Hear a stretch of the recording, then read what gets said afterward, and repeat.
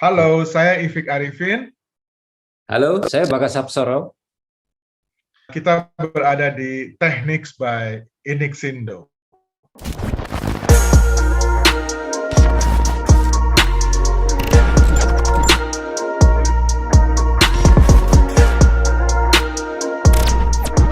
Halo Mas Bagas, apa kabar? Kabar baik, Mas Ibu? Kita ini sebetulnya belum lama berkenalan ya Mas ya. Tapi saya tahu Mas Bagas ini adalah baru saja jadi dubes Swedia sampai tahun 2020 barangkali ya di Betul, Swedia ya Mas. betul, betul. Iya, Swedia dan ada Latvianya katanya. betul. Itu Jadi Latvia. itu merangkap, Mas. Jadi kami itu sebagai perwakilan di Swedia, ya perwakilan Indonesia di Swedia juga merangkap satu negara lagi di Baltik, yaitu adalah negara Latvia. Demikian juga di setiap negara Nordik itu, Mas, seperti Ya, Finland, kemudian ya. Denmark, itu juga punya perwakilan lain di daerah Baltik, Oh negara Baltik. gitu. Iya, Ada Lituania, terus ada apa lagi ya? Kayaknya Estonia, Estonia. Kayaknya nama-nama yang asing buat kita tuh Mas, tapi betul. menarik, eksotik gitu ya. Iya, iya, betul. Gimana nih Mas kalau kita bicara tentang Swedia dulu sebagai dubes di Swedia, Iya, tentunya pertama yang kali saya ingat di Swedia itu Volvo ya Mas, gitu ya. betul, betul, betul. Jadi negara Swedia ini katanya negara yang penuh dengan inovasi. Iya, Ya, selain ada Volvo juga ada H&M, ya, iya, H&M, Spotify, iya, gitu ya. betul. Mungkin masih banyak lagi. Dan satu lagi yang saya nggak bisa lupa adalah musiknya, yaitu ABBA. Ya, wah ini pengetahuan mengenai Swedia cukup bagus ini, Mas Ihik. Enggak, dengar-dengar aja. Kemudian ada lagi satu lagi grup yang namanya Ace of Base, Mas, dari Swedia juga. Iya, iya, Ya, itu juga bagus-bagus lagunya. Tapi tidak sepopuler ABBA ya. iya. ABBA itu udah dunia banget ya, kelas dunia kalau ABBA. Terima kasih, Mas. Sekali lagi saya juga Ya, merasa beruntung bisa ngobrol, tidak hanya sekedar ini apa namanya mungkin pengetahuan, tapi juga masalah musik, masalah kopi. Tadi yang sudah disampaikan Mas Ihik itu udah pas itu. Mengenai ya, musik, ya, ya, mengenai daerah yang bagus. Mungkin ya, kalau saya tambahkan sedikit lagi, Mas, ya. Swedia itu juga merupakan negara pecinta lingkungan hidup dan perdamaian dunia, Mas. Jadi Oh, gini, pertama kali saya mendengar kata-kata Swedia itu ya, dan ini diajarkan oleh guru SMP saya tahun 1972. Saat itu guru ilmu hayat saya masih ingat nama beliau adalah Bapak Ansor Ahmad. Beliau berbicara di depan kelas tuh. Dia mengatakan bahwa sekarang di Swedia sedang berlangsung pertemuan dunia besar-besaran mengenai lingkungan hidup. Saya tuh hmm. nggak tahu Swedia itu apa, lingkungan hidup itu apa tuh, tapi saya ingat beliau mengatakan sesuatu yang saya ingat terus. Nah, itu kurang lebih hampir 51 tahun yang lalu, Mas. Beliau mengatakan demikian. Wih, Nah, sekarang itu di Swedia itu ya, ada ya, ya, anak muda, Mas. Anak muda ini namanya Greta Thunberg. Ini orangnya, ya, dia ya. itu sangat konsisten, bahkan mengkritik negara besar yang tidak bisa mengelola lingkungan dengan baik. Termasuk perubahan iklim itu, negara besar itu ya Amerika Serikat dan negara-negara lainnya juga. Dan saya yakin bahwa kepedulian Swedia mengenai lingkungan hidup itu ya, ini juga sudah mendarah daging, Mas, ke generasi-generasi sekarang dan ke depan ini. Dan keberanian Greta Thunberg ini ya, itu oleh beberapa ahli di Inggris bahkan juga di Amerika tuh itu sudah sejajar dan dijuluki sebagai sosok pahlawan seperti Jean d'Arc. Itu yang ngomong itu adalah justru sastrawan Inggris. Keberanian ngomong, pemilihan kata-kata untuk mengkritik itu bagus sekali. Nah, berikutnya yang saya tambah, Mas ya. Tadi saya ngomong mengenai perdamaian dunia ya, Mas ya. Hmm. Jadi sebagai negara pecinta perdamaian ini, Swedia itu juga memiliki beberapa tokoh perdamaian, misalnya Folke Bernadotte, Dag Hammarskjöld, kemudian juga ada lagi Olof Palme, Anna Lund, dan mereka adalah pahlawan perdamaian, Mas Ipik. Oke. Mereka itu terbunuh pada waktu menjalankan misi perdamaian. Dan saya lihat isu-isu seperti ini pas sekali untuk bisa diterapkan dalam hubungan internasional, di mana perdamaian itu juga dijunjung tinggi oleh Indonesia, Mas. Dan saya melihat dari beberapa pertemuan dengan beberapa pejabat, beberapa pemimpin rakyat DPR di sana juga, orang-orang Swedia itu mereka mengatakan bahwa mereka sangat mendukung pandangan Indonesia mengenai negara yang selalu memajukan masalah HAM gitu ya, demokrasi, perdamaian, kesetaraan gender gitu, Mas. Jadi kalau saya perhatikan banyak yang bisa digali, dan alhamdulillah tahun ini Indonesia adalah pimpinan ASEAN dan Swedia adalah pimpinan Uni Eropa, Mas. Jadi nanti ada pertemuan khusus mengenai itu, Mas. Jadi itu aja tambahan saya mengenai masalah tadi, Mas. Saya setuju sekali yang disampaikan Mas Ivik tadi, Mas. Terus mengenai Greta Thunberg, Mas, itu juga tokoh yang saya kagumi juga, karena saya pernah baca dia itu naik perahu ya, Mas, dari Swedia ke Amerika. Iya. Karena diundang oleh PBB, jadi dia nggak mau naik pesawat atau naik yang lainnya, tapi Betul. dia naik sesuatu yang ramah lingkungan gitu ya. Itu kan perjuangan luar biasa, Mas, melawan samudra yang begitu luasnya gitu ya, Atlantik gitu. Luar biasa ya. Dan sampai di sana dia itu memang cara bicaranya itu luar biasa. Grammar, walaupun dia bukan orang Inggris, orang Amerika gitu, tapi grammar Inggrisnya itu kok enak gitu ya, dengernya gitu ya. Seakan-akan dia itu udah very high educated person gitu, padahal dia masih muda sekali. Jadi memang saya ikut mengagumi Greta Thunberg tadi, Mas. Dan terutama yang saya paling senang waktu dia cemberut sama Donald Trump. Iya.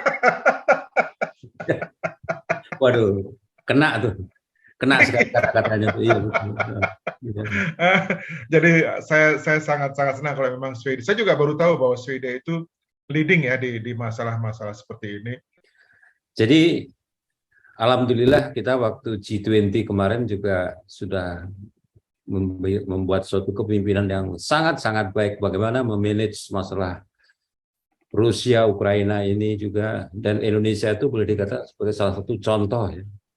Bagaimana kemandirian, bagaimana kita mempunyai suatu cita-cita berdasarkan UUD 45 justru, Mas. Bahwa perdamaian itu bukan suatu hal yang bisa dikompromikan dengan penderitaan yang lain, karena dasar kita juga sangat-sangat tepat, yaitu pre-kemanusiaan. Dan kita mendengar bahwa waktu itu kan Bapak Presiden Jokowi mengatakan bahwa kita membawa misi pre-kemanusiaan, perdamaian dasarnya itu. Jadi yang disumbangkan Indonesia itu justru obat-obatan untuk melindungi para pengungsi yang pergi. Kedua belah pihak, Mas, nggak cuma satu pihak aja, itu dihargai sekali. Oh, iya. Oke. Iya. Nah, dalam perkembangannya tuh gini, Mas ya. Jadi Swedia itu sudah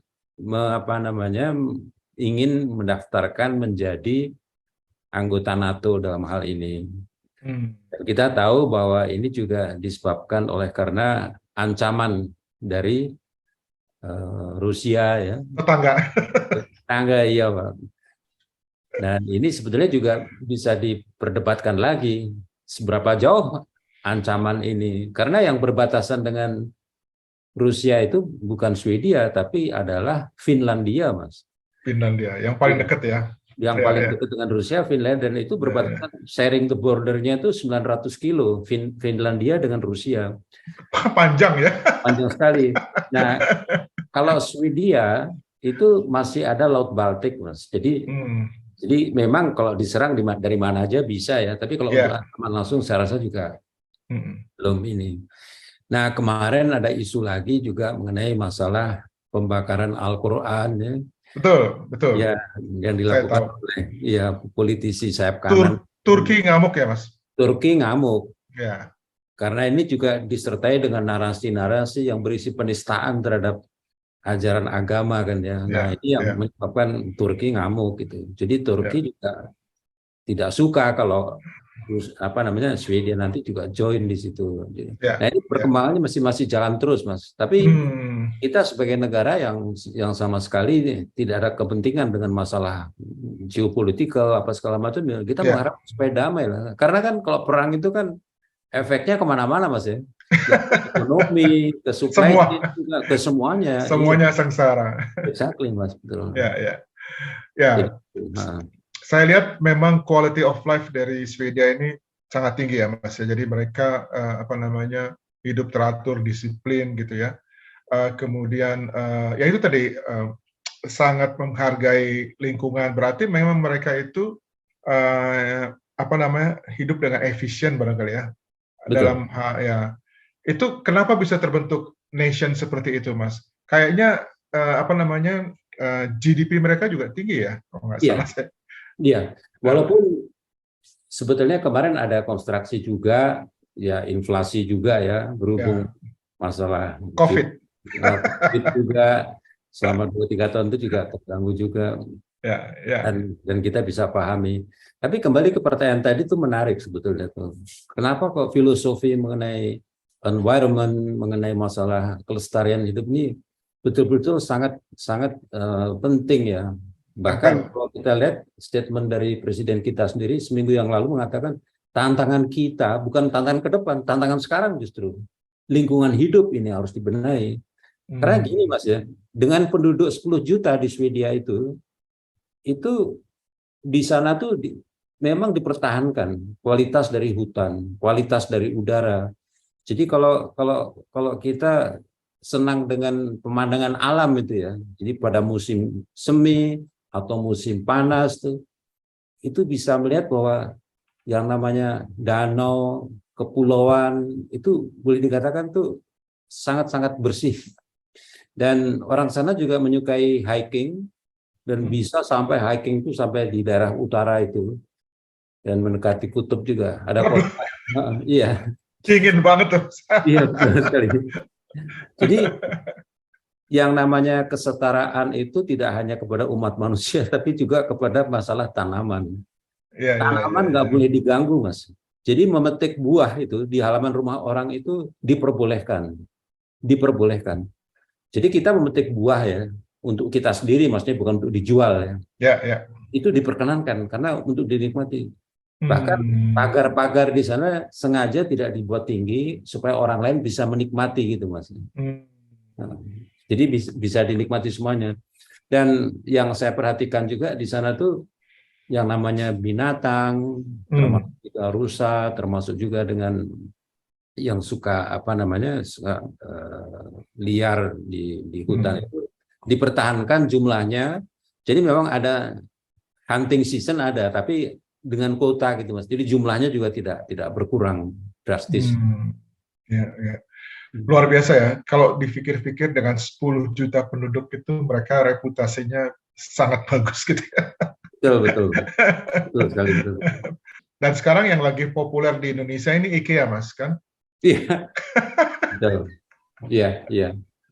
IKEA, untungnya IKEA itu banyak menjual produk-produk Indonesia juga, jadi produk yang dibuat di Indonesia. Jadi apa namanya, kita ikut seneng lah. Jadi kita beli barang, kita lihat made in Indonesia, ya udah kita ambil gitu ya. Iya, betul, Mas. Tapi kenapa mereka bisa begitu majunya ya, Mas? Karena mereka itu kan eh, pohon banyak sih, tapi kan eh, mereka hati-hati sekali dalam menebang pohon, menebang apa. Tapi kok mereka di bidang apa furniture gitu, di bidang apa home home apa equipment gitu ya, itu sangat leading gitu. Kenapa ya, Mas?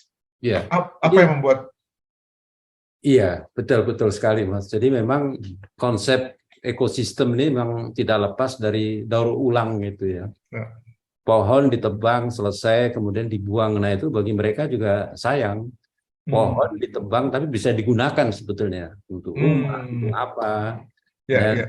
yang namanya apa namanya bambu, yang namanya tumbuh-tumbuhan yang justru di sana tuh jarang, itu bisa dipergunakan dengan sangat baik di sana. Bahkan nggak cuma kita ya, Vietnam juga berlomba. Jadi kita ada saingan juga dengan Vietnam untuk Oh, memberikan bahan baku itu termasuk bambu itu ke sana. Dan sama seperti halnya juga dengan yang IKEA yang di sini itu dibuat di sini, kemudian dijual ke seluruh dunia. Dan terus terang nama kita, nama Vietnam juga terangkat ya, untuk masalah ini. ya, ya, ya. Sangat bagus. Ya, Iya.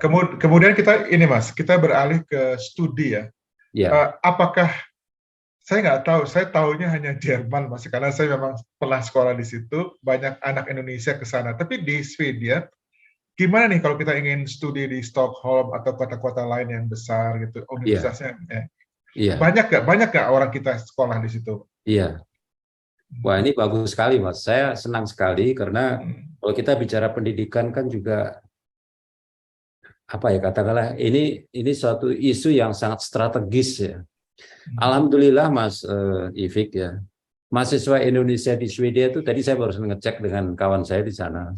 Sekarang ini jumlahnya 184 orang mahasiswa kita. Dan kita mempunyai suatu organisasi mahasiswa yang namanya Perhimpunan Pelajar Indonesia atau PPI di Swedia. Ini mereka tujuannya juga sudah jelas. Kalau udah dikirim ke sana pasti udah diseleksi dengan bagus ya dari sini.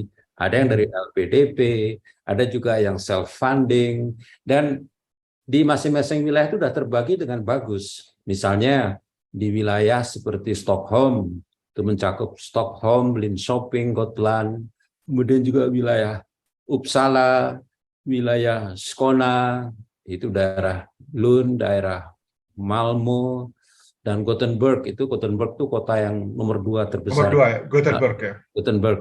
Ya. Terus daerah di sana ada Zonkoping, Skövde, dan juga Umeå.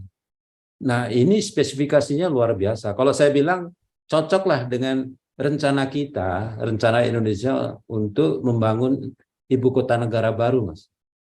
Loh, Jadi iya, jadi kalau kita lihat ilmu-ilmu yang digunakan itu ilmu untuk masa depan, ilmu yang cocok dengan lingkungan hidup, ekonomi kalau tidak disertai dengan ekosistem itu belum cocok menurut mereka tuh. Jadi harus disertai dengan ekosistem, lingkungan hidup, kemudian juga ilmu sosial. Jadi menyeluruh tuh.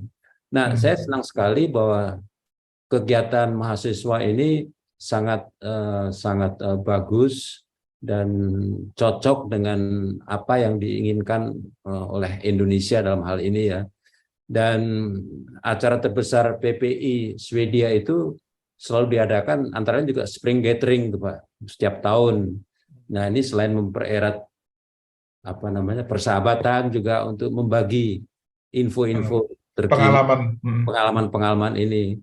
Dan Kedutaan Besar Indonesia di Stockholm juga sangat aktif untuk mempersatukan dan untuk apa namanya membuat kolaborasi ini menjadi baik. Ada sesuatu catatan bagi saya yang sebetulnya mengkhawatirkan, tapi juga saya justru lihat ada reason yang juga. Di sana itu, Mas, perusahaan-perusahaan itu kalau sudah melihat ada pencarian bakat yang bagus, khususnya Indonesia, mereka rekrut, Mas.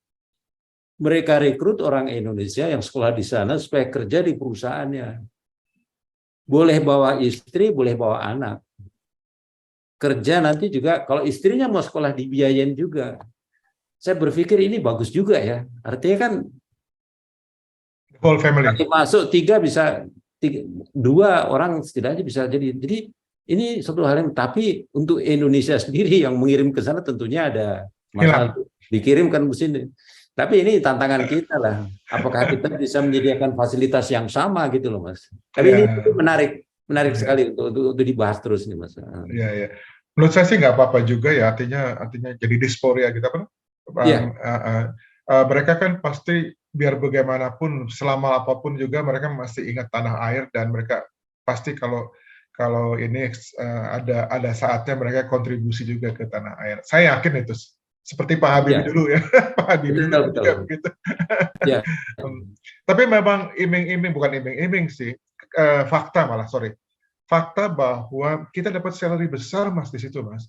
Jadi nggak sepadan gitu ya kalau kalau dibandingkan dengan pekerjaan yang sama di Indonesia dan di Eropa, itu terlalu jauh ininya selisihnya gitu ya, sehingga kita bisa memaklumi lah ya, kalau orang-orang itu memilih mencoba hidup di sana. Mungkin tadi awalnya niatnya menabung gitu Mas, udah banyak uangnya pulang ke Indonesia. Tapi betul. biasanya udah terlalu banyak duitnya di sana, mereka malah menikmati di sana. Iya, iya, Eh, iya, gitu iya, Mas. Jadi, tapi bagus lah kalau kalau PPI itu sebenarnya baik juga ya, kan di Jerman juga ada PPI, di Belanda juga ada PPI, dan kadang ada PPI Eropa juga seingat saya sih. Jadi mereka kadang-kadang bikin satu pertemuan bersama gitu ya, iya. yang menyatukan orang-orang Indonesia yang berada di Eropa gitu. Saya rasa bagus Mas.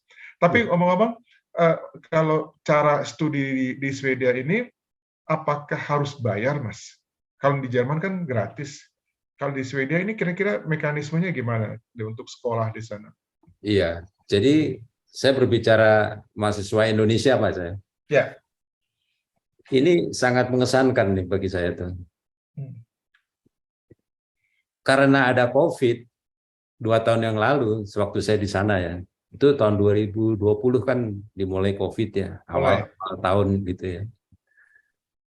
LPDP yang dari pemerintah tentunya kan jadi berkurang ya Mas ya. Ya. Karena untuk dalam negeri ini semuanya tentu dicurahkan atau dialihkan untuk penanganan COVID. Ya. Nah, what happened? Orang-orang yang punya niat untuk studi bukannya mengecil, Mas, membesar.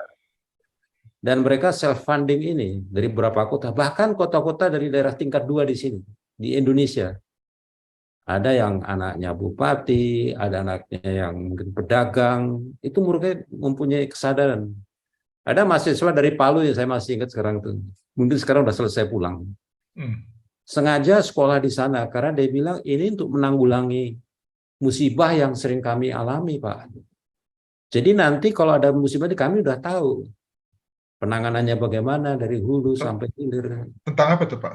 Nah, Mas. Musibah itu kan dulu pernah terjadi di Palu ya Mas ya. Yang dulu pernah ada Gempa bumi? tsunami, Oh, gempa bumi. tsunami. Iya dulu. Ya, ya, ya. Jadi anak-anak ini saya tanya, apakah orang tua kamu atau dosen kamu yang menyuruh kamu? Oh enggak, dari kami sendiri. Ada juga yang dari Padang. Saya tanya, kenapa kok sekolah di sini? Enggak sekolah di Australia yang lebih dekat atau Bali di Korea atau Jepang? Enggak, Pak. Penanganan yang bagus justru di Swedia. Karena kami juga pernah mengalami gempa bumi. Padang itu udah 2 kali. Wah, ini luar biasa anak-anak ini.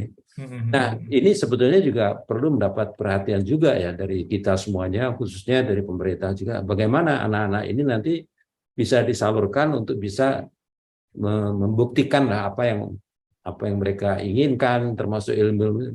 Bahkan saya lihat juga orang-orang Swedia juga belajar dari Indonesia juga mengenai situasi alam Indonesia. Dan kita kan di Ring of Fire Mas ya, di tempat betul-betul rada was-was juga gitu. Ring of Fire, rada was-was ya. Iya betul betul. Jadi kalau menurut saya bisa saling belajar, saling bekerja sama, dan kalau difasilitasi untuk kawan-kawan ini, anak-anak kita ini, saya rasa sangat bagus nanti ke depannya. Jangan sampai pulang terus kerjaannya lain atau bahkan nganggur sama sekali. Ini jangan sampai. Ya. Itu yang mau saya bicarakan, Mas. Jadi saya juga mengalami hal itu. Saya melihat teman-teman saya yang outstanding dari Jerman. Mereka misalnya kerja di IPTN atau di mana gitu ya. Yeah. Tapi mereka dianggurkan, Mas. Jadi nggak, mutu yang dikerjakan oleh mereka itu sama sekali nggak sebanding dengan apa yang mereka pelajari gitu. Dan itu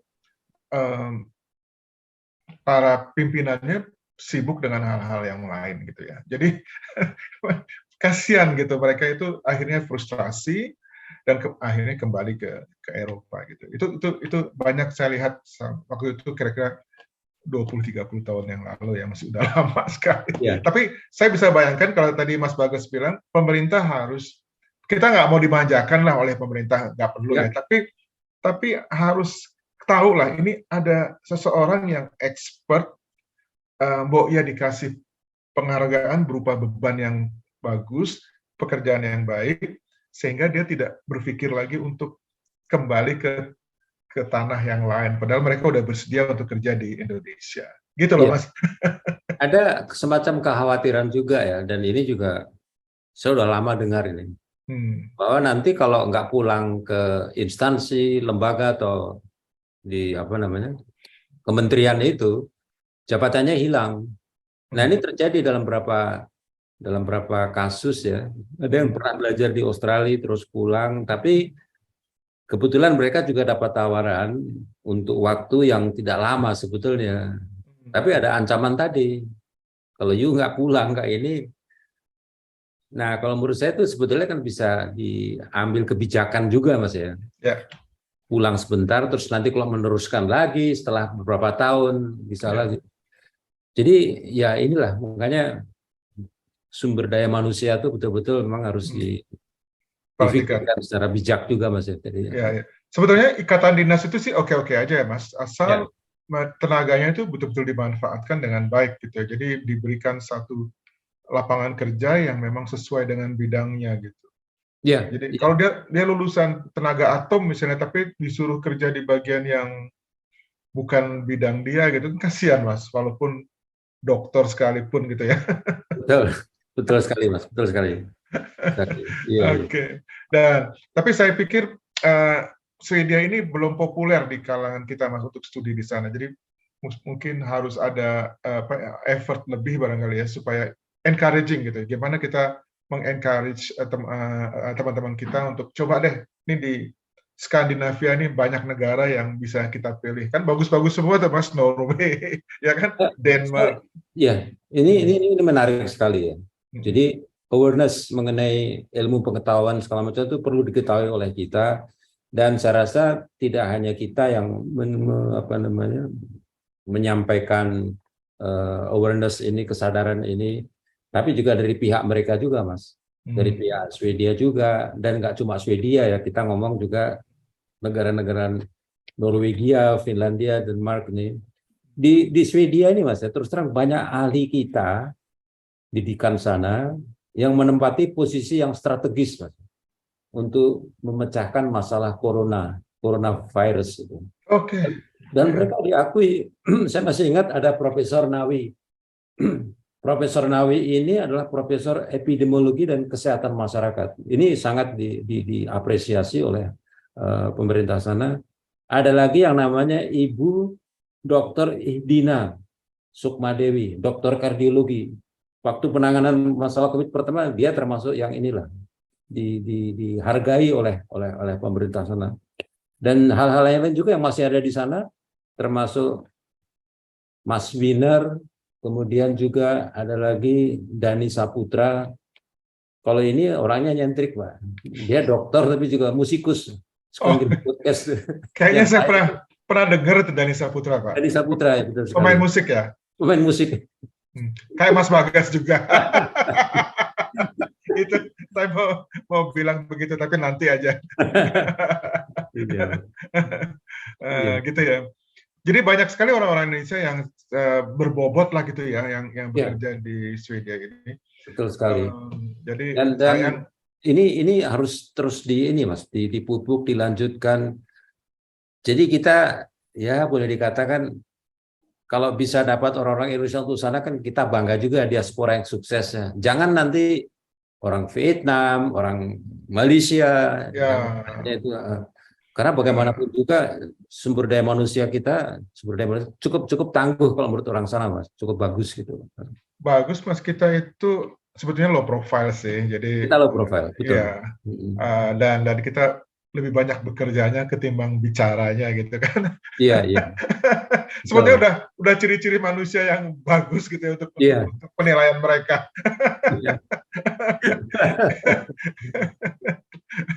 Oke. Terus Mas Bagas, kita beralih ke kopi ya. Saya dengar orang Swedia itu senang minum kopi. Gimana ceritanya Mas, kok bisa gitu?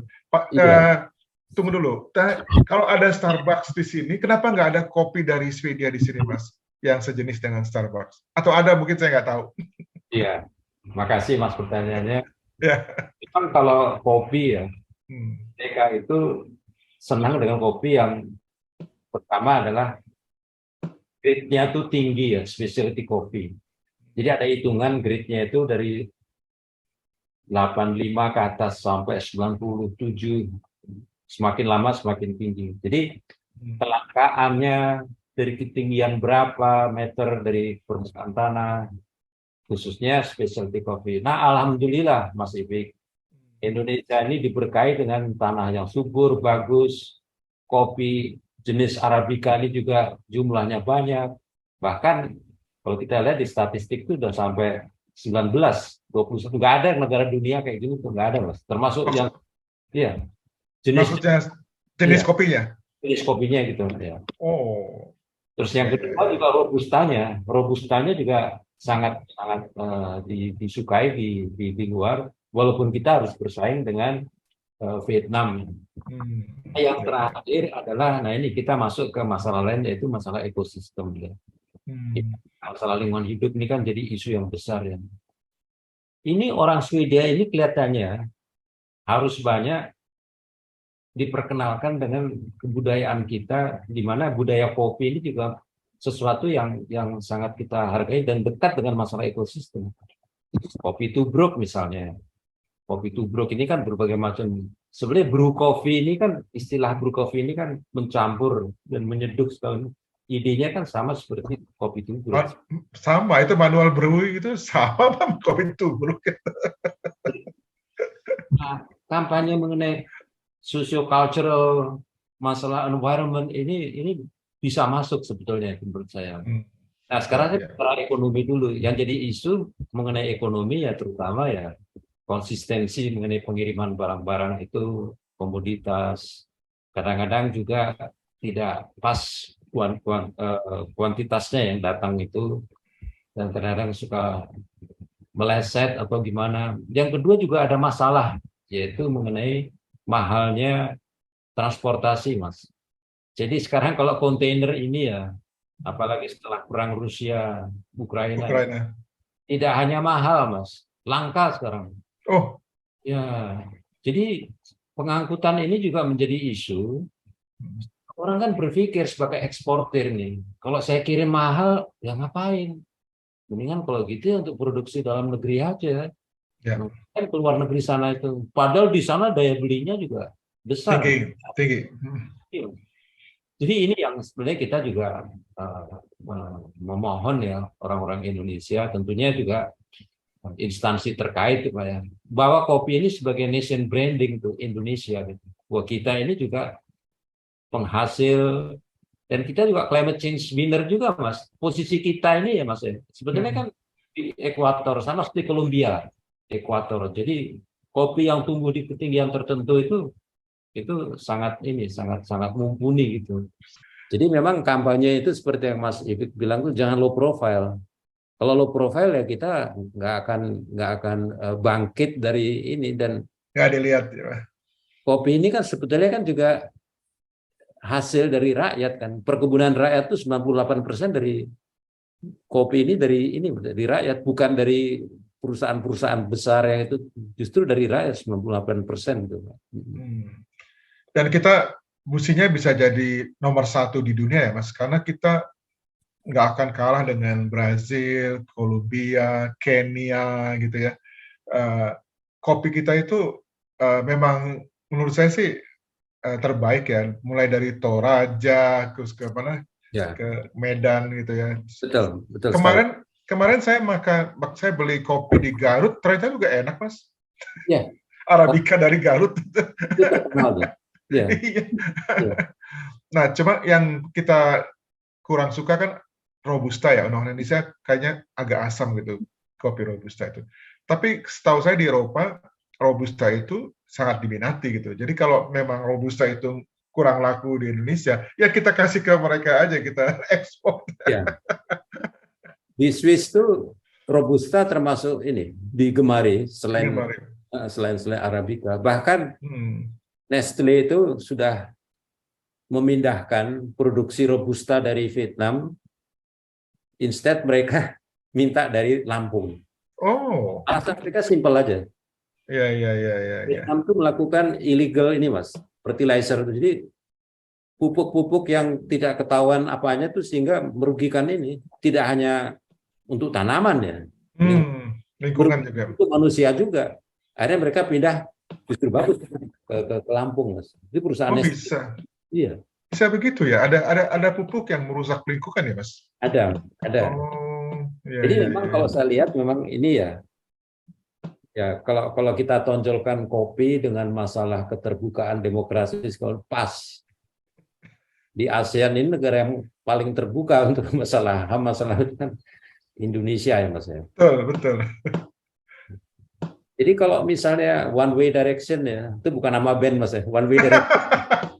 One Direction. One Direction. Seperti yang dilakukan oleh tetangga kita yang di utara tadi, yang saya sebutin tadi. Ya, ya. Coba dikembangkan, dipelajari sama Eropa tadi. Oh ini toh. Jadi semuanya ya disuruh ya ikutin perintah dari atas, ikutin. Dan di atas ini kan tidak hanya pemerintah, tapi juga ada ya bisnismen besar juga. Nah itu kalau kita buka-bukaan seperti itu ya udah menang kita, Mas. Kalau kopi luwak gimana, Mas? Yang Nah, Lampung juga itu kan, ya, banyak di situ. ini menarik ini. Bali, Lampung ya. Saya tadi malam juga ngobrol kopi luwak itu. Dan gimana ya? Soalnya di sini memang istilah yang dipakai untuk kopi luwak, kopi apa segala macam memang harus kita sepakati dulu. Mungkin kalau batasannya kopi luwak itu berasal dari animal cruelty, Mas ya, penyiksaan binatang. Waduh, udah nggak jalan, Mas. Ya, betul. Jadi yang ya, tapi kalau kopi luwak itu bukan dari yang ditangkarkan, bukan dari yang dikurung-kurung. Nah, dari luar. Dan kemudian kita undanglah orang-orang yang suka membuat ini berita-berita ini, katakanlah orang-orang Eropa yang di sini kan sekarang gampang sekali membuat berita supaya menjadi viral. Iya. Nah ini loh penangkarannya itu tidak ada, jadi justru kita kembangkan di alam liar, bagus dan tidak disiksa gitu. Setidaknya bisa mengurangi.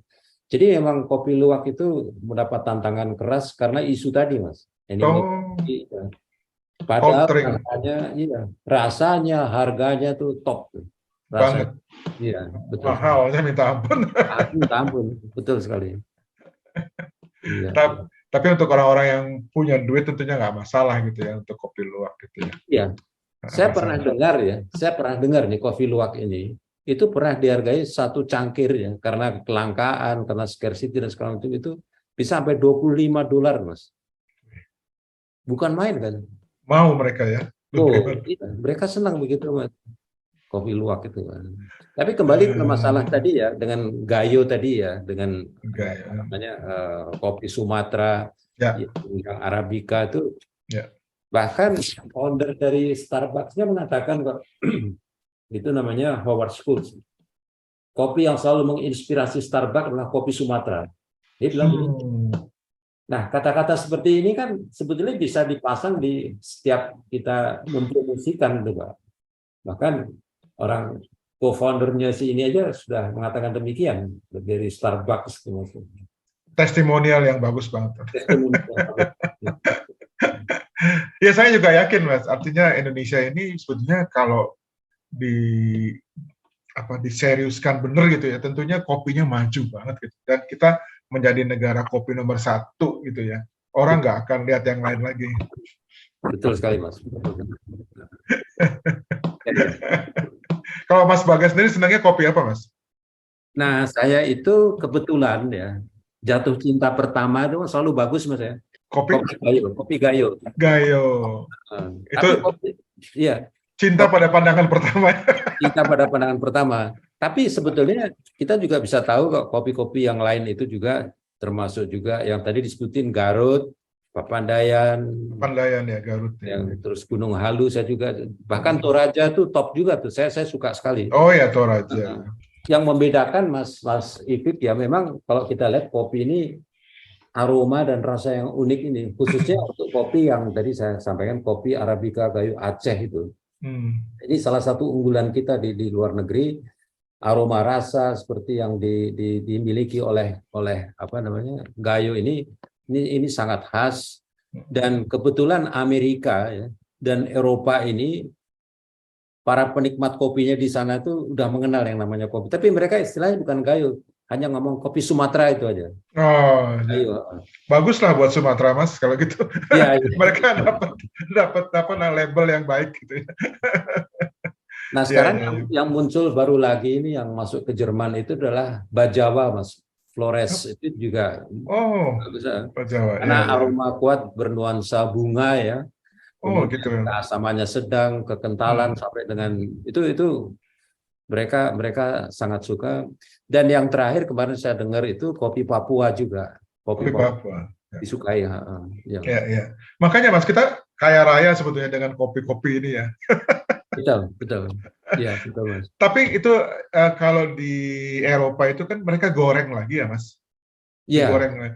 Nah, resep gorengnya itu kadang-kadang juga rahasia barangkali, tapi itu bisa menjadikan kopi itu menjadi super gitu, menjadi lebih bagus lagi gitu ya dari hasilnya gitu ya. Ini saya suka ngobrol dengan Mas Ivi karena pengetahuan kopinya tinggi, Mas. Saya mungkin kalau 3 jam aja belum bisa deh. Jadi memang edukasi kopi ini, Mas ya, itu tidak hanya untuk penjual dan juga pedagang, ekspor impor, semuanya harus mengetahui. Jadi kopi ini kan nikmatnya tidak hanya sekedar menyeduh kopi bubuk atau kemudian menuangkan dalam cangkir, tapi melalui proses yang panjang ini loh, rumit, kemudian ketekunan dan kesabaran. Ditambah lagi Mas dengan isu mengenai kesejahteraan petani. Saya pernah ditanya oleh salah seorang importir orang Swedia nih kebetulan. Dia nanya, ini kopi ini berapa harganya pada waktu diambil, dipetik seperti apa, prosesnya bagaimana, terus nanti dibawa ke pengepul sampai ke pedagang, ke koperasi, prosesnya apa aja gitu. Ya saya jawab yang sepengetahuan saya juga belum begitu menguasai masalah kopi. Nah kesimpulan dia gini, oh kalau gitu ini terjadi suatu ini apa namanya proses di mana petani itu nggak dapat banyak keuntungan, padahal dia deserve untuk dapat. Karena dia seharusnya dapatnya sekian, dia harusnya begitu. Jadi mata rata yang panjang ini yang menikmati kata dia justru bukan dari petaninya, jadi dari off-taker, dari koperasi yang begini begitu. Nah itu.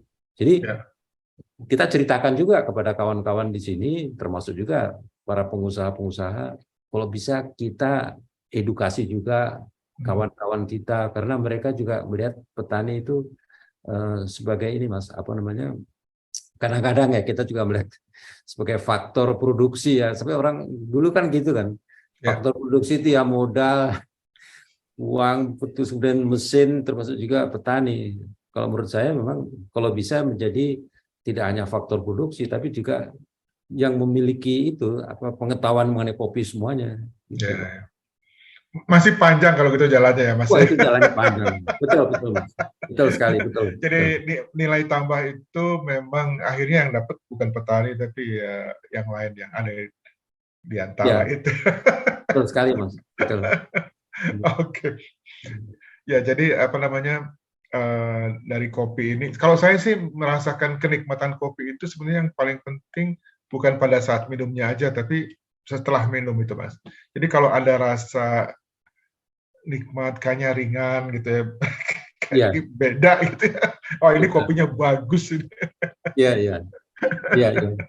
Itu gorengnya juga bagus, harum ya. Yang bikin dia wangi karena dia digoreng. Benar. Ya jadi seperti Mandailing ya. Kopi Mandailing itu unik nih. Aromanya itu unik, campuran dengan sedikit rempah ya. Kemudian juga rasa coklat, bunga dan buah-buahan itu kata orang Eropa ini yang saya pernah ngobrol sama dia, kebetulan dari Kroasia, wah ini kalau menurut saya rasa surga ini. Saya nggak pernah merasakan kayak gini. Saya pernah di Afrika, tapi ini rasanya kayak ini khas banget gitu. Kami masih berhubungan terus, Mas. Kita masih kontak-kontakan. Ya, Tinggal kita ya. mencari siapa yang bisa menjadi supplier. Tapi ketertarikan itu yang saya sukai itu. Oke, Mas Bagas, kita masuk ke segmen musik nih, ya kan? Oh, monggo Mas. Nah, musik itu satu keluarga ya, Mas? Main musik semua. Dari mulai siapa, Mas? Kok Jadi bisa memang, gitu? nah ini saya jadi mengingat waktu saya kecil, memang ayah kami, Pak. Hmm, Ayah kami ini mengemari musik dengan biola dan piano.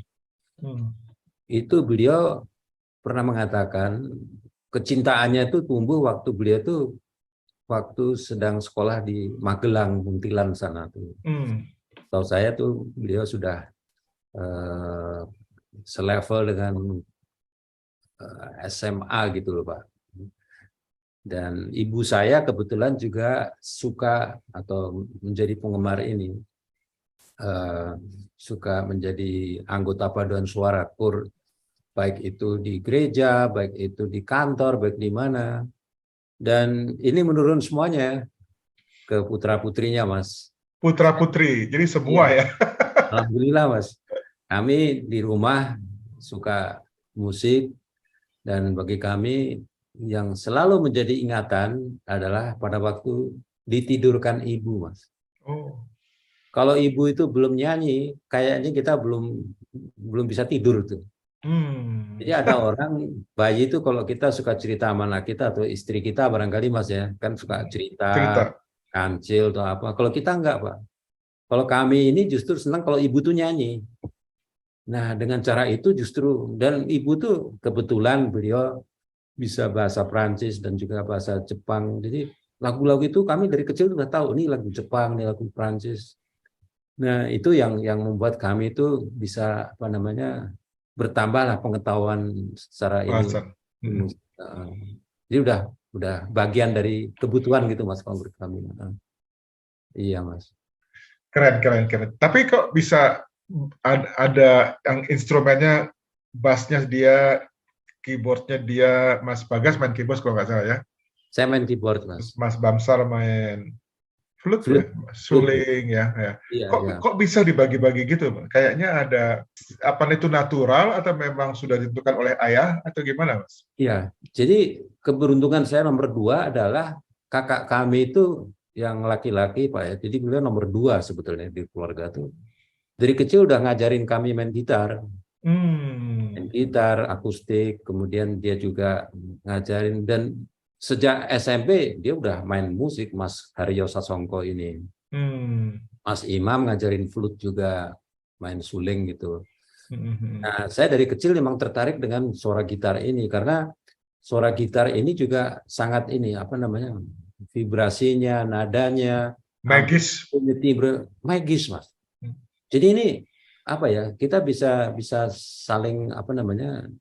Membandingkan satu sama lain, tapi dengan gitar ini yang kita kenal pertama kali justru kita makin senang.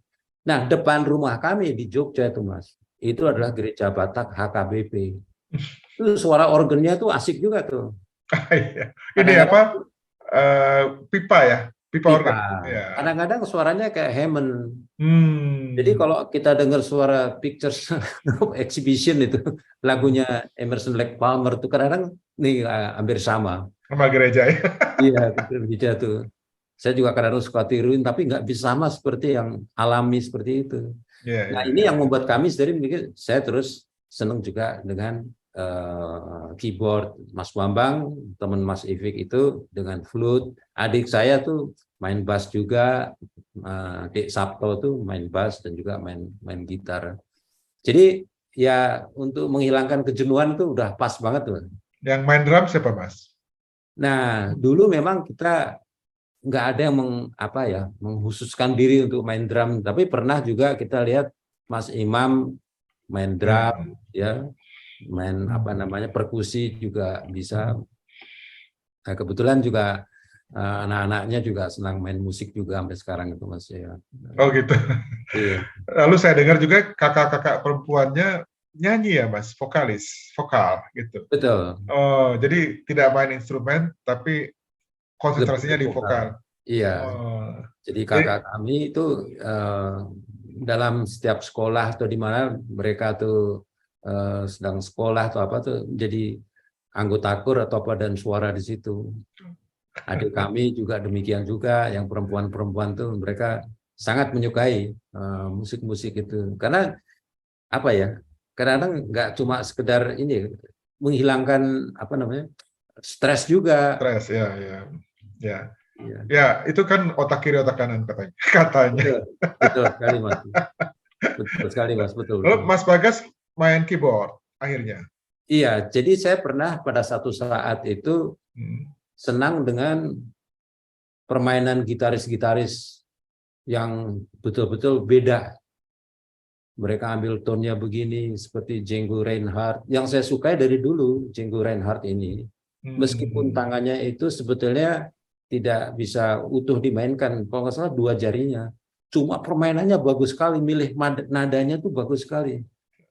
Itu saya perhatikan, ini enak nih, Django Reinhardt juga. Dan kemudian irama yang mereka mainkan, terutama musisi-musisi itu kadang-kadang perpaduan antara jazz, antara rock, juga popnya juga ada di situ, itu sangat memperkaya. Dengan demikian, musik rock yang saya kemari justru yang progressive rock, bukan musik rock yang biasa, yang katakanlah untuk ya rock and roll apa segala macam, tapi justru yang variasi itu lebih banyak. Itu yang contohnya siapa Mas? Contohnya. Kalau pemain gitar terus terang kalau saya sampai sekarang ini Ritchie Blackmore dan Jan Akkerman, Mas. Jan Akkerman. Dua-duanya dari Deep Purple ya dulunya.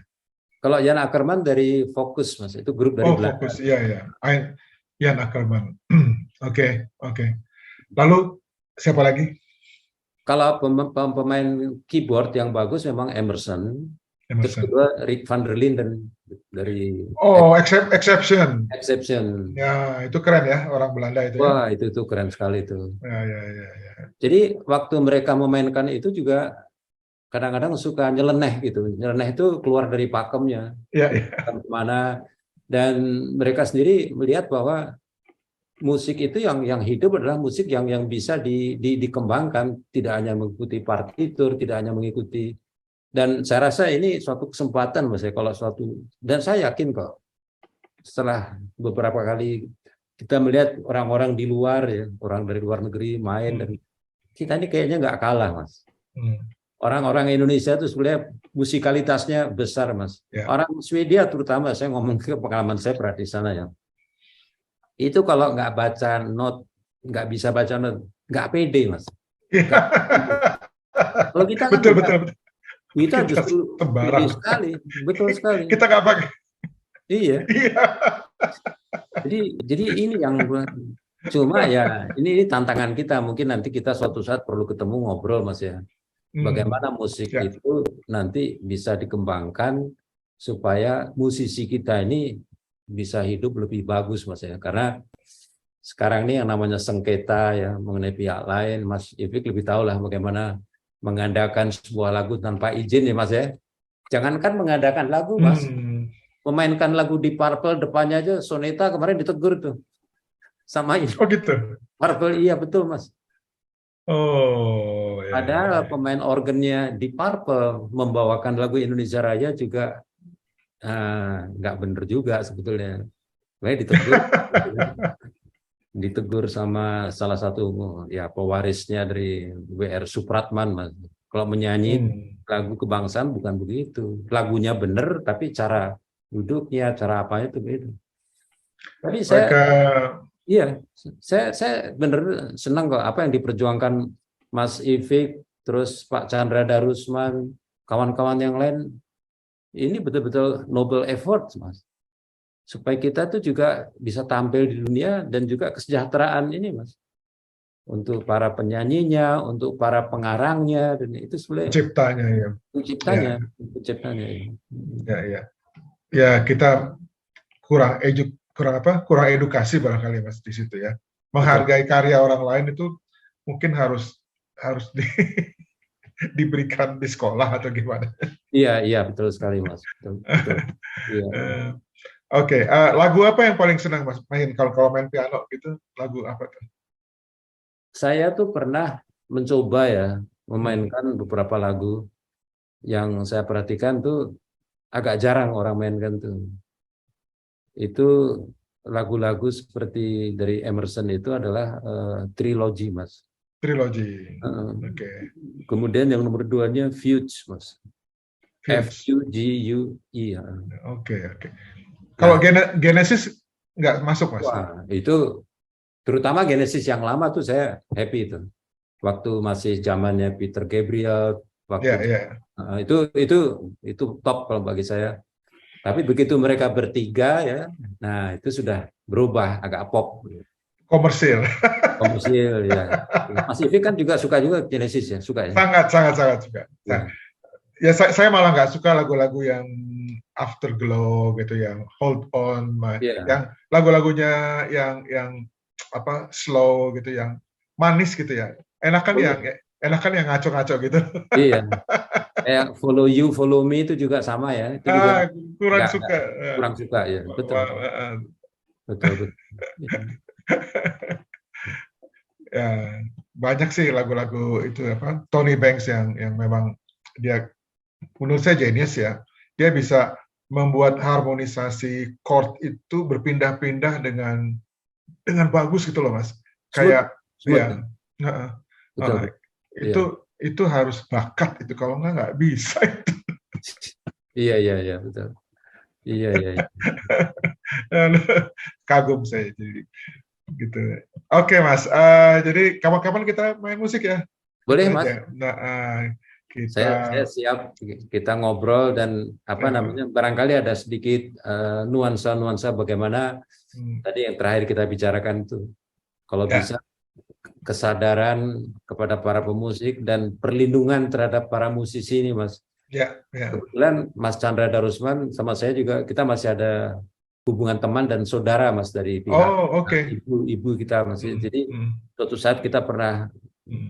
main ngejam bersama di Jenewa, dan kami juga sering ngobrol-ngobrol mengenai masalah ini musik ini, perlindungan musik ini. Mungkin Ya, kita bisa ngobrol seperti itu juga enak juga. boleh.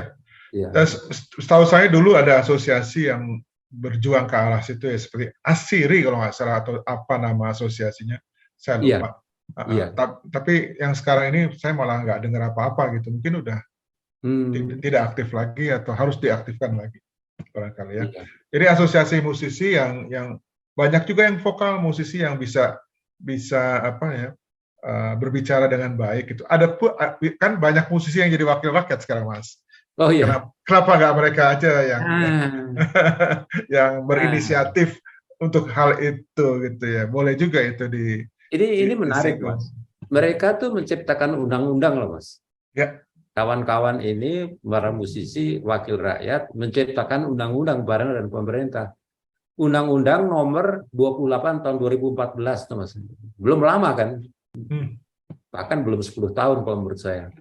Nah ini kalau digaungkan kan, hitung-hitungan devisanya berapa, uangnya berapa bisa masuk, ini kan luar biasa kalau menurut saya, Mas. Jadi saya setuju tadi kita bisa, mungkin kita suatu saat bisa juga barangkali mengundang kawan-kawan yang kebetulan anggota DPR yang bisa menceritakan hal ini juga, Mas. Ya. Yang punya power lah gitu ya. Betul, betul, Mas. Setuju, Mas. Setuju. Oke, Mas Bagas, terima kasih banyak untuk bincang-bincangnya. Kita sudah apa namanya bercerita tentang banyak hal. Tentunya saya apresiasi sekali atas waktunya, atas pengalamannya sebagai diplomat, sebagai apa namanya, bukan pengusaha kopi tapi apa namanya ya, Coffee pencipta lover, coffee itu, coffee coffee lover, lover, coffee lover. coffee enthusiast, Iya. entusias ya. Terus musik. Jadi tiga elemen ini apa namanya apa merupakan menurut saya hal yang sangat penting. Terutama musik tadi karena saya juga senang musik. Kadang-kadang kalau lagi stres ya, kayak Mas Bagas bilang, itu memang obatnya ya kalau nggak tidur nggak bisa ya main musik gitu ya. Betul sekali, Mas. Sama. Kalau saya boleh mengatakan ya supaya ungkapan rasa senang saya juga terima kasih bisa ngobrol dan bisa membuat wawasan saya juga berkembang, dan yang penting bagi saya sendiri juga apa yang kami peroleh selama mengabdi juga di Kementerian Luar Negeri itu bisa kami share. Kalau soal pengetahuan tuh yang muda-muda lebih pinter, Mas. Yang muda-muda pasti lebih advance ya. Tapi kalau untuk pengalaman, dan saya sendiri kalau cerita pengalaman juga yang pahit-pahit juga saya ceritakan supaya orang tuh nggak mengulang juga, Mas. Iya, Kasihan kalau mereka tuh ini. Jadi iya, dan kita kan sebagai diplomat juga harus apa ya namanya melindungi kepentingan dalam negeri, Mas ya. iya. Tidak hanya kita apa namanya meningkatkan hubungan dengan negara itu, tapi juga melindungi kepentingan rakyat kita juga, seperti petani tadi kita bicara, dan juga pemusik tadi banyak pengarang Ya, pencipta lagu. Terima kasih tuh. banyak Mas Terima Ivin. kasih, terima kasih. Sampai jumpa lagi. Kita kasih salam kompeten, Mas. Biasanya terakhir, salam kompeten gitu ya. 1, 2, 3. Salam Salam kompeten. kompeten. Terima kasih, Mas. Terima kasih, Mas.